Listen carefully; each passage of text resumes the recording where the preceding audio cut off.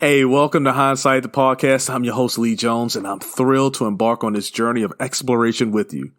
We often find ourselves reflecting on the choices we've made and wondering how our lives might have unfolded differently if we had taken a different path.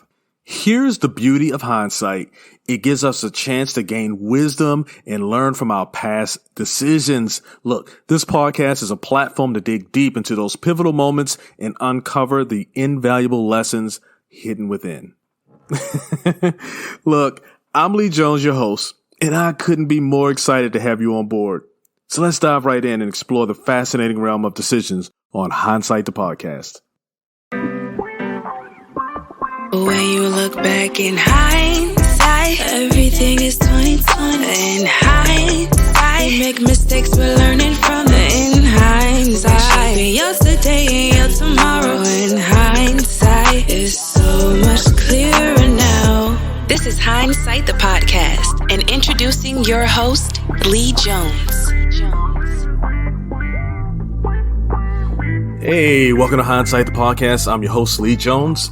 And today, I have a true tech industry dynamo, iAsia Brown, also known as Tech Picasso, as a senior producer at Xbox.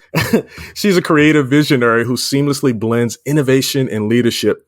But iAsia's story goes beyond tech. She proudly served in the U.S. Air Force and in the Marine Corps before joining Microsoft. Her passion for mental health advocacy, especially within the military, gaming, and the LGBTQIA plus communities, drives her philanthropic initiatives. I always have a problem with that word, but I'll push forward. When not shaping the future of tech, iAsia enjoys gaming, bodybuilding, creating documentaries, and spending quality time with family. She's also a dedicated mentor, serving on the board of directors for Women in Tech Hollywood and creating coding careers. Welcome, iAsia. How are you doing today? I am doing good. All is well. I have coffee. I have coffee too. First thing, we're on the same time zone, so it's kind of early in the morning, and I appreciate you taking the time to come on here and talk with us today. No, absolutely. I'm honored to be here. Good. So, how? I just want to hit this right because you're like AKA Tech Picasso, right? Who came up with that name and how did that come about? So heavy on the tech, because when it comes to building, breaking, playing, creating, like, you know what? I got to bring you down here to my office one day so you can see my digital Thunderdome pretty much in here. And then art. A lot of my art I have archived on Instagram. I'll probably open it up later on this afternoon, but I learned somewhere along my journey about 7 years ago that I can look at someone and recreate them from memory with my eyes closed. Wow. And it's like, you're like heavy in tech, but you're like Picasso. Yeah. And then it was actually a kid that gave me that name, and it kind of worked out. You know what? I dabbled a little bit when I was younger in art. Never knew how to paint, but I was decent in drawing, freehand drawing. But I think I didn't lose my talent. I can still draw, but I just never really pursued it. And looking at this, your resume, man. And thank you. Let's bring this back real quick because I'm not going to let that one skate by. I'd love to come to your office and check out what you do over there. That'll blow my mind. Happy to have you down. Now, I'm not a gaming person. I used to game a lot when I was younger, right? I got a little age on me now. And so I used to play Madden a lot for the most part. And I'm going to take you way back. I don't know if you know this game called Castle Wolfenstein. Oh, yeah. Yeah. I used to play like the original, like way back when, right? So it's pretty creative. But as Madden started getting developing and all the buttons and the keystrokes, right? I couldn't keep up, and I could do like one play. And if it was like somebody who really knew how to play, I was out of my league. So I find it challenging. But what led you to gaming and tech and stuff like that? What led you to wanting to be a designer? So I'm not a designer. I always tell people that. I tell people I'm not a designer by title. Do I design? Yes, for myself, but not by title. What put me into gaming was, so there's no secret. I served pre and post, don't ask, don't tell. Mm-hmm. And when you're serving, I joined the military because I wanted to serve my country. Like I wanted to serve my country. I knew that. But at the same time, you join when you're 17, 18, 19. What are you doing at those times? You're like figuring out your life. You're breaking hearts, making hearts. You're figuring out who you are. You're growing into your adulthood. I knew I was gay, but I knew I wanted to serve. But I knew my quote unquote job wouldn't allow me to do that. So it was just something I had to keep to myself, which I did.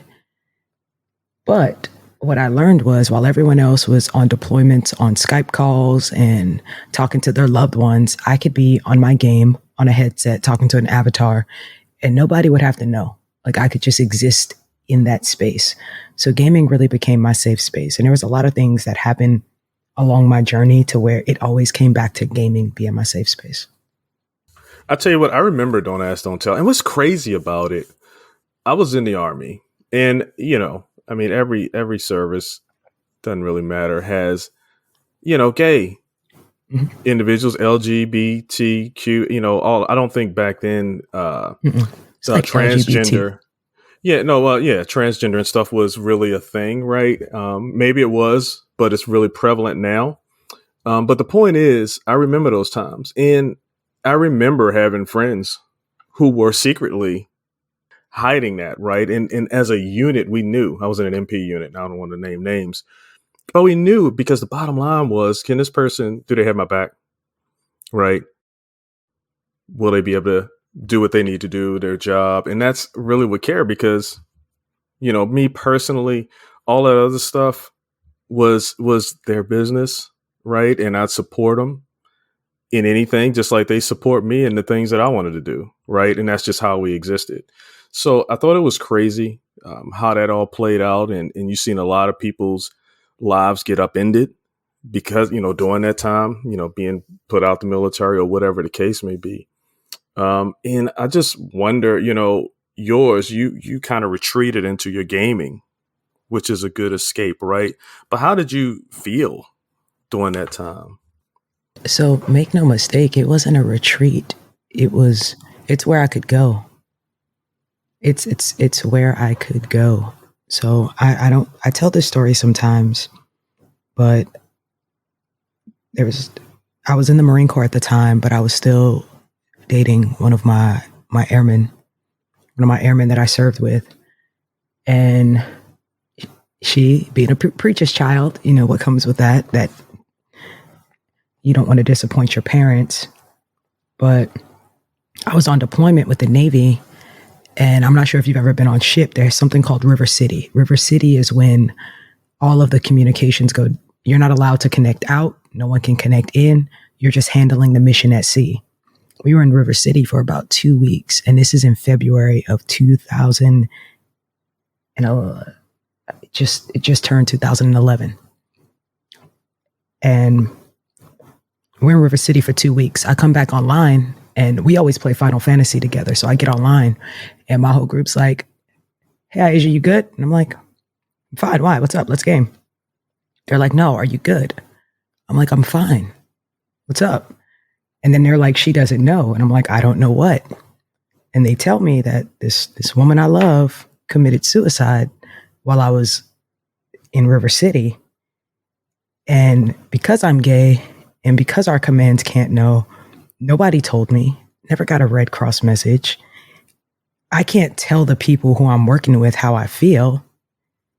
And then she wrote me a note. I got her letters after the fact, but it was like, I'm tired of hiding. I'm tired of not being able to. And then of course, a slap in the face is 9 months later, Don't Ask, Don't Tell is repealed. But I literally just had to suffer in silence through it because whatever was happening, I couldn't even talk about it, acknowledge it publicly, because it would have cost me my job. And at the time, my daughter was 1. So it was like, I can't I don't want to be unemployed and have to struggle because she didn't ask for this.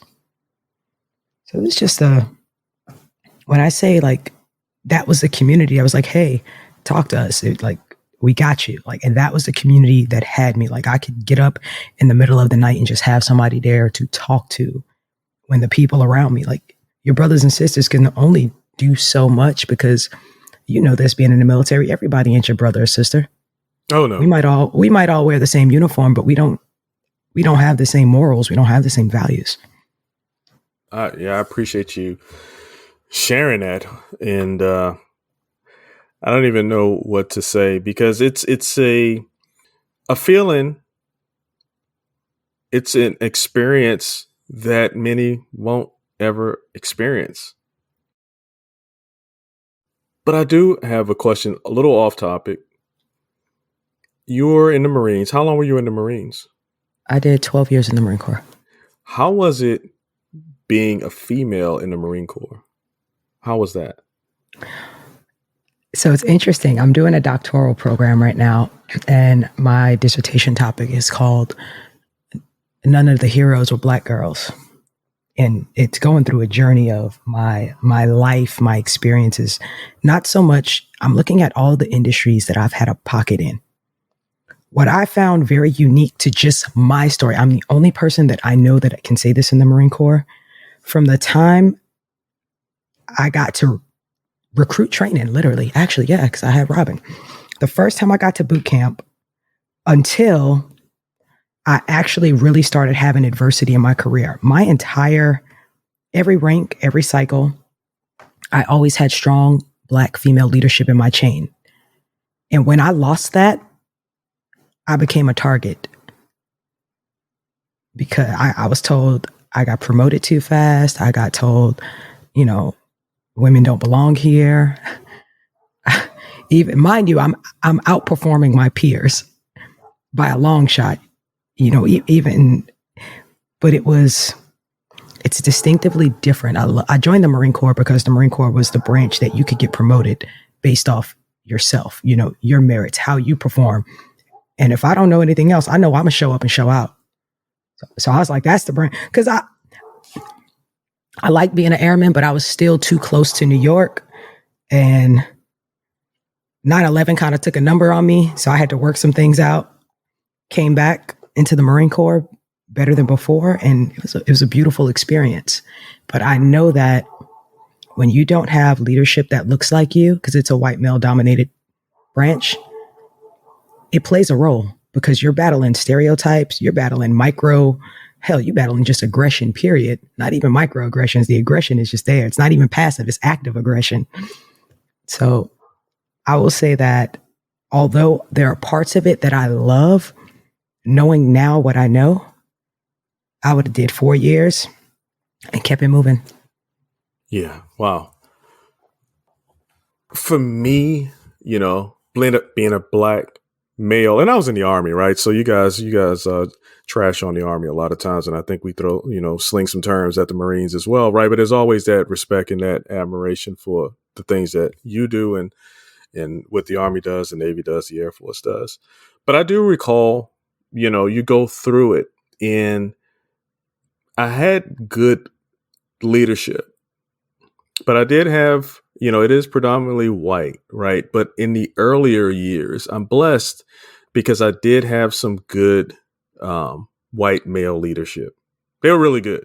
Like, and I tell the story of First Sergeant, you know, he used to always get on me, and he brought me into the office one day because I did something else, and he saw me about to tear up. And he was like, look, Private, because I was a private, it was early. He's like, look, Private, as long as I'm on you, that means I haven't given up on you. When I stop, that means I gave up on you, right? And so I got a different appreciation for his leadership. But as it got later on, I knew I had to take on a better role as a leader, right? An African-American leader, right? So I took those lessons, good and bad, and I tried to create myself into what I believe my soldiers needed as a leader. And that's how I led. So anyway, long story short, and it was a long story. I can appreciate what you said, but I can't relate. You know what I mean? Because I know it's bad for African American females, period. In like all aspects of probably life in America. It's not bad. It's not horrible right now, but there are those things where you get marginalized or, you know, and now with that being said, you're transitioning from the military and you go into this tech world. Did you bring a whole bunch of credentials and everyone was just waiting for you to, you know, leave the military and come into this space? Or was there a challenge in that as well? Oh no, I had a plan. One thing about me, I'm always going to have a plan. So let's stop right there. Let's stop right there. Okay. You had a plan, because now I want to focus just a little bit on the transition. So give me your step-by-step plan, because this is important. Like when we come out of the military, there's some anxiety and some trepidation coming out because we're not prepared. And to hear you say, I had a plan. I'm a pushback. I'm a pushback on that. It's not that we're not prepared. People fail to prepare. Everybody has their prep time. Every single person. Some people don't make time to prepare. That's the difference. I will never say we're not prepared to transition. Yes, we are. I've been planning my transition since the day I got in. Okay, that's a great point, because, you know, I'll say I didn't prepare. You know why? Because I was in so long, and I was nervous about it. Right, I was in for 26 years, and that's what I knew. You get what I'm saying? And so. I held on to it too long because it was a crutch. I held on to it too long.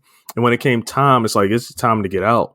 I was nervous. Now it worked out, but you're absolutely right. And I appreciate you, pushing back on that term. I didn't prepare myself, but go ahead. I can ask every single service member right now, when's your EAS or EOS? And they'll tell you what day they get out. Yeah. And then the next question I go is, what have you been doing to prepare? And I'm like, okay, this right here is a you problem. So for me, I came to work one day and this is right after Don't Ask, Don't Tell. I got a Roman Catholic CO who would come to my office, light candles, and try to pray the gay out of me. And I said, I'm going to get out the Marine Corps. I was like, I'm done. I said, I am done. I'm done. I need to finish this contract, get out the Marine Corps. And I'm going to Microsoft. I literally said, I'm getting out the Marine Corps and I'm going to Microsoft. So I started doing research. How can I get to Microsoft? Where are their offices? Where are they located? Because I knew what I wanted to do. So I found a SkillBridge program. I found MSSA, the Microsoft Software and Systems Academy. I didn't care what the program did. I saw that it guaranteed one in-person interview at Microsoft headquarters. I said, if you put me in front of somebody, I will get hired. So while we're in the program, they give you like a set curriculum that you're learning, blah, blah, blah. I went to the far left and really started to immerse myself in what new technology was available and just started creating and building stuff. And, you know, I created a life partner, like a smart mirror that did everything. At first, it just told me the weather, the news. Then I added some cognitive services on top of it. I put facial recognition. So now it could determine everyone in my class, my daughter. And I put sentiment analysis on it. So now it's like, good morning. Why do you look sad? It would tell me the weather. It had my daughter's schedule in it. It let her know what assignments were due for the day. Then I don't know if you have children, but something about when they go to school, they don't come back with the same items they left with, like jackets. So I RFID chipped all of her clothes, cataloged it. So now based off the weather, this smart mirror could tell her, hey, the weather is going to be this. Here are the outfits that you could put together. And it was just me playing with it and building it and just like, oh, I want to learn how to do this. I want to learn how to do this. And just, I kept going. So when I got to my interview, I had plenty of things to talk about because I didn't mind failing. Like I've never minded. The military has this rigid mindset that you can be an E4 on September 30th, PCS on the 31st, show up October 2nd, and now you're an E5, and everyone expects you to be that E5, and they don't give you time to make mistakes. They don't give you time to learn what that new responsibility is. It's like, no, you are this, you will be this. What I love about tech is like, hey, we don't get better if we don't fail. So, you know, just keep going till you hit a wall. And when you hit that wall, We're all here and we're going to push through it with you. And that's what I love about being here. I knew I wanted to get into gaming once I got here because I love to create. I always like to give back to the communities in which I came from. And the gaming community is one of the tightest knit. When you find your community, there are certain gaming spaces I won't go in because they're toxic. And that's okay. I love that for them over there. Like what's toxic for me is therapy for somebody else. And I don't force myself into spaces that I don't require spaces to accommodate me. You know, I go to what feels good for me. I'm not going to be like, no, I'm here. So I want you to behave like this. I'm like, y'all do that over there. I'm going to be over here. And that's okay for me. So I built my community. I love the people that I play with. It's a good vibe. It's a good time. There's a time that you can start transitioning from the military. So did you start way before that time? Like, because you just said, when I get out, I'm going to work for Microsoft, right? Did that come at the time when that clock starts ticking, right? When you start taking your, what do you call it? TAP? Tap? Oh, no. It was way before TAPs and TAMs. Way before that. Okay. But it's kind of like people who wait until they get out to go to school. And it's like, I tell the Marines every day, I'm like, if y'all can be at the club every single night, you can be taking one class. Especially because it's free while you're in. Like tuition assistance is not, it's not a gift. It's a benefit. Like use your benefits. A lot of people don't even look at the benefits that they have, what's afforded to you and how to leverage them, because how many service members do you see where their spouses won't go to school, don't have jobs? And because the service member might not understand, know, or ask the right questions, they're not even communicating to their own family, like building the family dynamic. It's just, I go to work, I do this, I come home, I don't communicate. And then the cycle just keeps repeating. I was all about information. When you know the information, you have no choice but to do better once you know. You spoke candidly about your experience in the military with your girlfriend at the time. And I know that you're a passionate advocate for mental health now. Did that kind of fuel that passion, or was there something else? And how do you believe it intersects with the work you're in the tech world? I've lost so many friends, colleagues, peers along the way. I mean, hell, I just lost another one last month. Like just to themselves. I think the culture is trying to shift. This next generation, they don't care. And I love that for them. I love the generation that is coming up right now because they're like, no, you're not going to talk to me like you're crazy. You're not going to talk to me like I'm subhuman. I love the boundaries that they put in place. Like they're trying to protect their mental health. They saw what happened to the generations before them and they're opting out of it. And I think that's very, very, very important. I guess if I'm going to tie it back to how it got me to where I am, when you get tired of seeing people, actually, I can't even say I got tired of seeing. There has to be a solution. And it's not an employer's job. The military, it's just an organization. People believe the hype of what they think the military is, how they should conduct themselves. I got to be hard. You can't be hard if you're not here. So how do we keep you here? Yeah, there's a lot of initiatives, thankfully, that are going on to show that it's okay to raise your hand, tap out, say you need some help, right? But it's still, I mean, it's been so long that stigma has been in this society, right? That it's hard to break, and it's still uncomfortable, especially from a military environment, to say, hey, I need help, right? Because you're taught, to keep, you're good. Keep going, take some Motrin, do this, right? Drink water, whatever the solution is from their perspective, right? But it doesn't touch the mental a lot of times. So I agree with you. It's moving in the right direction, but it's a slow process. You have a lot of leadership displaced from the troops that they are leading. You know, a lot of these officers, you know, came straight from college, had the college life experience. Maybe they had the balanced home life experience. A lot of their troops don't. And then the officers who didn't have that, I mean, they feel like imposters in their own roles. So how do you create space for people to just accept who they are, acknowledge where they're going, and be okay with making mistakes along the people are so afraid to fail. Yeah. It's crippling. You make one mistake and you're like, oh my God, my life is over. And it's like, no, it's not. I have a baby sister who's in the Marine Corps, and I tell her, like, now when I look at the military, it's like a snow globe.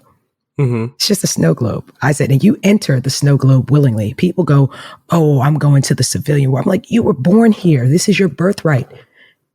They create this division between civilians and veterans. And it's like, you realize you were a civilian first, right? You didn't just wake up a service member.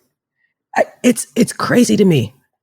I see it with like my male Marines. They'll be like, oh, but it's a girl. I'm like, you are 19 years old. The last at least 17, 18 years of your life, I know there were women in school, in your house, around. Like, why is this a foreign concept to you? Because you spent 3 months in boot camp, 6 months in MCT or ITB. Like, it's such a, and I blame the leadership because leadership teaches it. So if you poison the well when they're young, they're going to grow up with that bias until it has to be forced out of them or they learn to do better. So did you go through Marine boot camp or so you went to, how was that? Did you get brainwashed? I say that, and you know, you're very grounded, right? And you just look like you stayed in your space the entirety, right? But it seems like it's a grueling, you know, few months for the Marines. I know it's bad for the Army, but I always lend respect to the Marines because that seems like that's horrible. So how was that for you? I grew up in Southside Jamaica, Queens, on a block with 17 boys. Boot camp was another day outside for me. That I tell people, like, boot camp was jungle gym for me. It wasn't anything that I wasn't already doing. All of my uncles, 3 of my uncles were Marines. The other one's, he's an Army post commander right now. So it's nothing they weren't already introducing me to. When I got to Marine Corps boot camp, I was like, okay. I had been through Air Force boot camp, and I was like, Air Force boot camp, I call it boot camp for serial killers because it's so detailed. It is. That's why I can walk in a room and notice what's off immediately. I can walk in a room, analyze it, and decide instantly if I want to be in that room or if I'm going somewhere else. Hey, that's what Air Force boot camp did for me. Yeah. Marine Corps boot camp, I can clear that room in under a minute, be in and out. Like, but it was a great experience. I would do it again. I would do boot camp again. You are awesome. So I would not call my training a jungle gym. So for me, you know, my personal experience, I wasn't really even looking at going into the Army. And I think it was not 9/11. What was the one? The Gulf War. You know, it was a time I saw that on TV, kind of inspired me for whatever reason. And the other part of it was I knew I was super undisciplined. I knew that within myself, right? So I figured, you know, I'll go in, you know, have a job. I'm from Baltimore, Maryland, by the way. I could have hear a it. job and, you know, get disciplined, right? Because I really didn't know what to expect. Basic for me was exactly what I thought it would be. I was prepared for the mental part because you see that everywhere, right? So you know they're going to talk trash to you. But would I do it again? No. See, not at all. I don't know. Recruit training for me it was just the mental part was so easy because I know how to compartmentalize. I learned that very, very early as a child. I learned how to separate the why am I here from what am I doing and why. Like I always knew my why. I knew exactly why I was there, so I never questioned my decision. I was like, I know why I'm here. And if I keep my why, then I'll keep going. I'll say I didn't get brainwashed because I'm telling you, being gay has its perks. I never had to tether myself to the surface. It didn't become my identity, right? Because iAsia always got to be iAsia. You know, I was stationed at Dover, my first Air Force base. I'd be in Philly every night, Jersey or New York, because I would go where I could be me. So I always kept up. I was never the person that stayed in the barracks or the dorms every day, all day. I only had military friends. No, I was outside. I had friends in colleges. I had friends I was in Baltimore, acting a mess, getting good seafood. I was at Howard Homecoming. I was in spaces where my military friends were not. So I always had people around me. I always built my network to people who were doing other things. So I knew the world was bigger than the snow globe that I was looking at. I try to keep myself as well, and I think I did a pretty good job. And mine is probably a little different to yours, or maybe it's not, right? But my core thing was, you know, I recognized and I understood the rank system, you know, understood the rules and how it worked, right? But how I treated a person, it didn't really matter what your rank was, right? And so I tried to keep that through. I didn't try, actually, you know, I did. And that helped me to keep myself grounded. So when you start making rank, I used to see people change. Mm-hmm. And it's one thing to change because you have that responsibility. And sometimes you need to utilize that rank to get things done, but not just because you have the rank. You know what I mean? And so I was always proud internally of myself because I was able to keep myself, you know, during those periods and still continue to treat people like people, the private to the colonels to the generals, right? I would treat them as the men and women that they were. So I'm glad I didn't get brainwashed, but I don't really think the Army gets you brainwashed like the Marines do. See, I think that's an individual. There are people who still walk around right now in their uniforms because listen, the same people you see on the way up, you see on the way down. So I treat everybody with respect. But at the same time, there are some people who do not know who they are without that uniform, and they refuse to just be who they were born to be because they're tethered to how that you can don and clear the uniform for the last time. Some people never mentally take it off. Never. And for me, it was so important for me to mentally take that uniform off because I can't exist as myself still trying to be who I was over there. You can't work at Wendy's with McDonald's practices. You can't be a doctor trying to bring firemen tools. You have to be who you are in that space and let go of whatever baggage you're carrying. It can't come with you. It can't. You won't fit through the door. Right. Man, okay. So, look, now you're awesome, man. I appreciate you coming on the episode for real, and just getting to meet you. And that's how it was, right? I went online and I read up on you, saw some photos of you, you know, and you just get an idea, you just get a generalization of who this person is, right? So I wanted to come into this conversation to get to know, to meet a friend, right? To get to know you a little better. And I appreciate you sharing the things that you're sharing. And then also the things that you're sharing will, I hope, benefit, you know, some service members who are looking to transition out, because that's a magical and powerful lesson. Oh, yeah. You know what I mean? Like, you need to prepare mentally to get out as well as take those actions that's going to set you up in a good spot. Right. So I appreciate that. You're going to say something? I give everyone, like when I mentor, because I mentor a lot of transitioning service members. I've brought a lot of transitioning service members into tech. Okay. Couple things that I say for people transitioning, like, this is your life. It's not like the military. There is no hit list for transition to where someone's going to be like, hey, and you need to do this now. And then this is welcome to being an adult. Now we're going to figure out what your insurance is like. We're going to figure out your dental. I'm serious. You would be surprised how many people don't consider these things. They just, because in the military, you can just wait until you end up on somebody's hit list and someone tells you to go do it. And it's like, figure out your price. What's your starting price? What do you, and they'll be like, I just want to make 60,000. I'm like, where are you going to live? Like, where are you living with? Like, understand your value. If you're trading your time for money, you at least need to make it worth it. I recommend this book called The Untethered Soul by Michael Singer, because people have to learn how to separate themselves from what was. Like, being a gunnery sergeant of Marines does not define who iAsia is. It was a chapter. What is this next chapter going to look like? I tell everyone to write down, what do you not want? Especially if you're married. When I'm interviewing candidates, I'll be like, all right, are you willing to travel? They're like, yes. And I'm like, hey, slow down. What does your wife think? It's like, 'cause if you just told me you had 12 deployments. If you get to pick this next chapter of your life, why are you going to do exactly what you were doing before that put your marriage in stress? Because you don't have to travel. You don't have to take a job that travels. Like, give me everything you don't want and some of the things that you do want. And maybe we can find a common ground in there. Like, it's panic mode. People get so panicked when they're trying to get out. Like, I have to have a job. Like, take your time. The reason why most service members quit their first job is because they just take anything to say they have a job.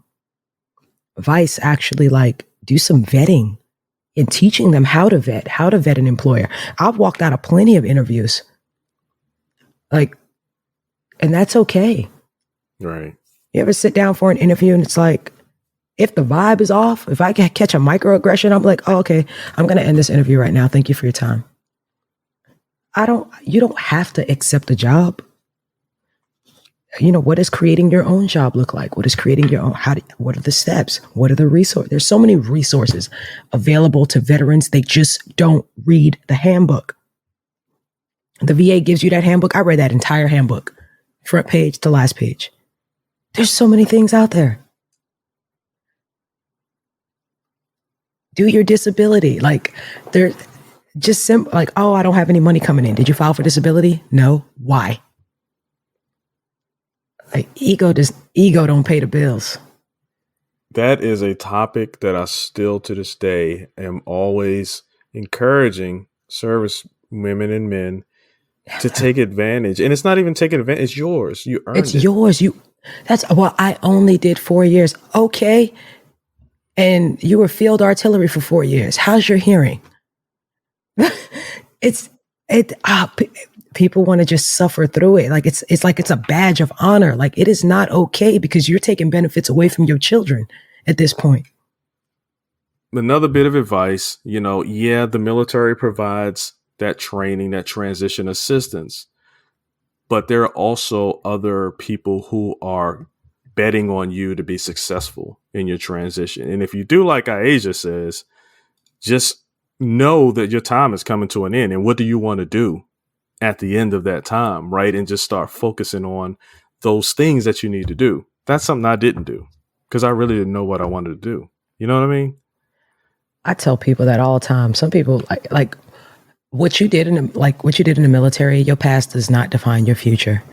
Just because you were motor T in the military does not mean you need to go be an auto mechanic somewhere. At 17, 18, 19, we were given jobs and we excelled. So if nothing else, you know how to learn. What do you want to learn? I tell people, what do you want to learn? And then they tell me what they did in the military, but they don't know how to articulate the skill sets that they bring with them. Whether it's project management, whether it's risk analysis but there's an education piece that comes with teaching them what they did and how it translates into other roles. And it doesn't matter what you did. You can always pull out the skill sets. I'm like, don't give me the responsibility. Give me the skill set. And I do that exercise with people because, do you have conflict resolution? Okay. Are you a strategic thinker? Okay. And we go down and we start pulling out the skills because I need them to see it. I don't want to tell people their worth. I want people to see, I did do this. Oh, wow, I did do this. And they're learning the language and how to talk back, how to give it back to someone. And I'm like, all right, well, give me a time where you demonstrated this skill set and what were the results, and teaching them how to quantify the results. We are the poster children for, oh, I just, or I only. And it's like, no, take the just, take the only out. Don't minimize your work. Let's talk about what you did. Let's talk about how it affected the mission. Let's talk about the results. So really getting the doubt out of people, the transition is going to have its own mental effect on you as you start to navigate, you know? I ask people like, are you spending time with your family? Now that you get to be around your kids, are you present but not absent? Like, what are we doing? How do you start to make that transition from being so mission focused to, you know what? I'm going to make work fit my life, not life fit my work. Because no decision I make today at work, someone's going to die from. Like, it is not mission critical. That's why I think it's so important for people to get a grasp on who they are before they transition. If you don't know who you are before you transition, now's the time to start. Simple questions too. I'd be like, hey, what do you like to do? And they just stare at you. And I'm like, and I'll wait. I'm gonna hold that space for as long as it takes. I don't know why you said that. It reminded me of Cat Williams. I'll wait. Yeah, I'll wait. Literally, I'll wait. But it's really hard for people to know who they are. And then one of the hardest things for me when I transitioned was I had to learn to talk about what I do. I so matter-of-factly talk about the things that I'm doing very nonchalantly. Like, yeah, I'm working on my doctoral degree here. I have an endowment scholarship in my name at this school over there. Like, I talk about things and I don't even pause to reflect at like the weight of it sometimes. So sometimes I even have to pull myself back and be like, yo, you really just did this. Like, acknowledge it. And I have to do that to myself. So I make sure that when I see it in other people, I'm like, hey, pause. Just acknowledge what you said. Like, you're the first in your family to serve. You're the first to go to college. Like honor that. Nice. Hey, I got it's not a crazy question, but since you are, what is it? The tech Picasso. If you could build, and you may have done it already, right? But if you could build a video game that represents your life journey, what would the gameplay be like? And what would the ultimate goal for players be? I'm a New Yorker. I'm from Southside Jamaica, Queens. I will tell you, at 15, I never thought I would live to see 18. At 18, I never thought I'd live to see 21. I ain't even gonna hold you. I woke up on my 30th birthday and was like, oh, wow. Still here. Yeah. So what would the gameplay be? I can't really say because I'm in the middle of making something and it's similar to this. Okay. It very much so. Yeah, I got you. Heavy on the similar. Yeah. But heavy on the, but I think people should thrive and create their desired outcome. But you got options. You always got options. Every single day, everything you do every single day is a choice. Everything is a choice. Waking up in the morning, getting out of bed, it's all a choice. What you wear, what you don't wear, what you put in your body, what you don't put in your body. Choices. Yeah, I tell you what, that's part of what hindsight is about, right? Some of it is looking back in hindsight and looking at the choices that you've made, good and bad, and then reflecting on those choices and then kind of learning how to make better choices. If you're making bad choices, you're making great choices. Yeah, you know. Oh, no, make no mistake. I have ruined some things along the way, and that's okay. You know what I'm saying, but it's about choices and understanding how to assess repercussions and the benefits and the rewards and all these different things of these choices, right? So I saw this one commercial and it was amazing. And it bottom line was you're the sum of your choices. Mm-hmm. You're the sum. If you choose to wait till the last minute to prepare to transition out of the military, you know, you may not have an easy time transitioning. If you prepare yourself, you more than likely will have more options once you transition out. I mean, it just is what it is, right? And it's based off of those decisions. So yeah, I appreciate that. But you said you're working on, so give me something that's not work related Got you. But what are you currently working on, and what can we expect from you? So I'm in pre-production right now for a documentary, and I don't know if you checked out my LinkedIn. There's a video on my LinkedIn of me and my dad. And I did not see it, but I'll check it out as soon as I get off of here. So my dad has cancer. He's terminal. Okay. The documentary is really based around. I mean, that man has lived. Yeah. He told me he left it all on the table. He said, I have zero regrets. I was like, all right. And that's how I want to live. Like I want to leave it all on the table. So right now the documentary I'm working on is called It's Your Wonderful Life.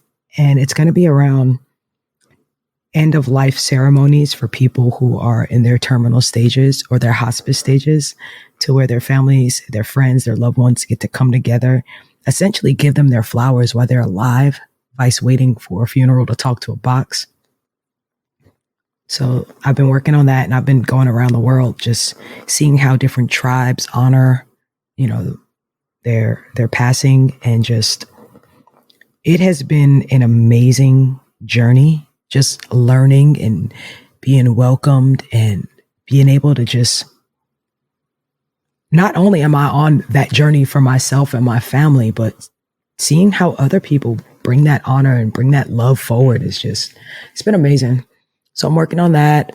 I'm working on my dissertation as well as a documentary to complement that. Okay.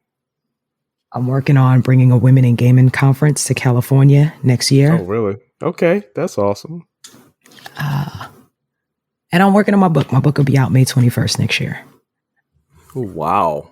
All right. What's the book about? What's the premise? So the book is Love Letters to My Daughter, because I didn't think that I would be alive to raise her. I started from when she was little. I started an email address when I found out I was pregnant with her, and I wrote to her all the time.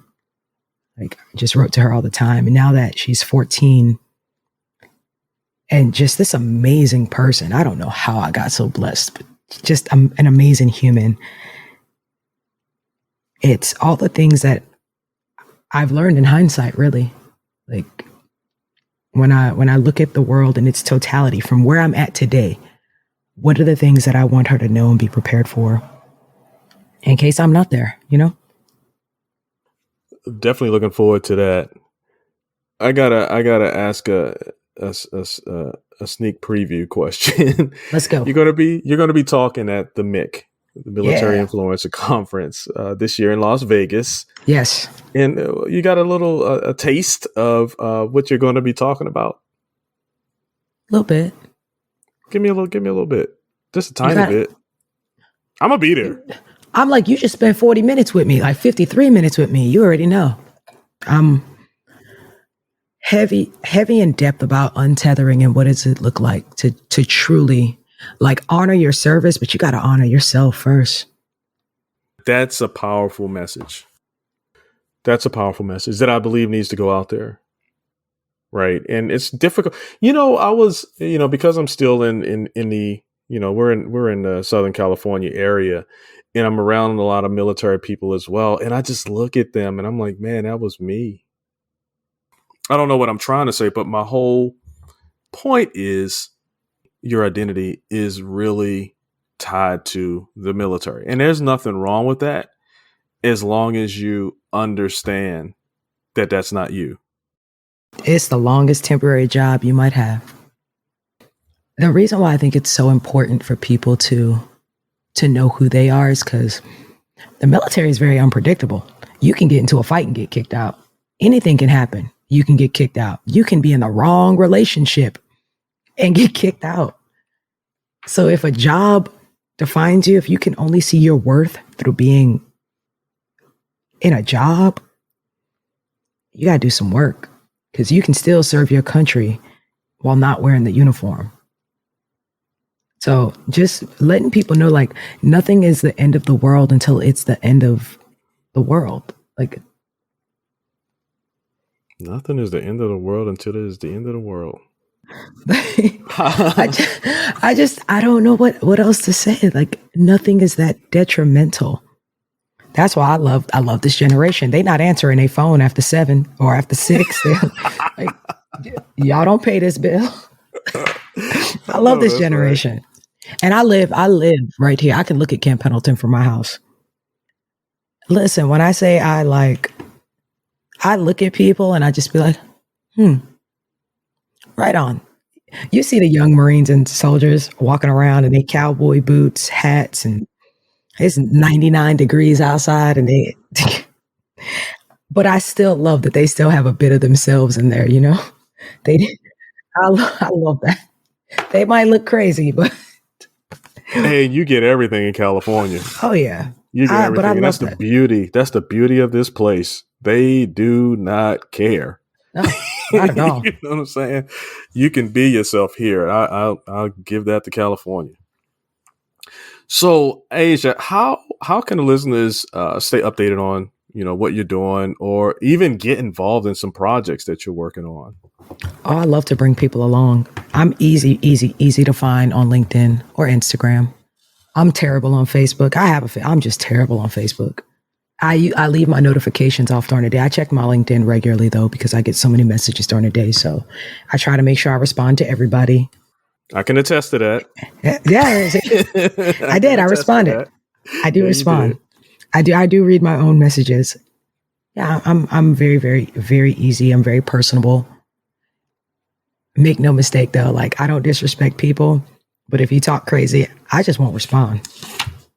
So if I don't respond to you, it's probably because you said something crazy. No, that's right. Hey, so I asked a few questions and great conversation. I appreciate you, you know, just giving me some more tips right on how to go about life. But is there something that, you know, we didn't touch on that you'd like to bring up before we finish?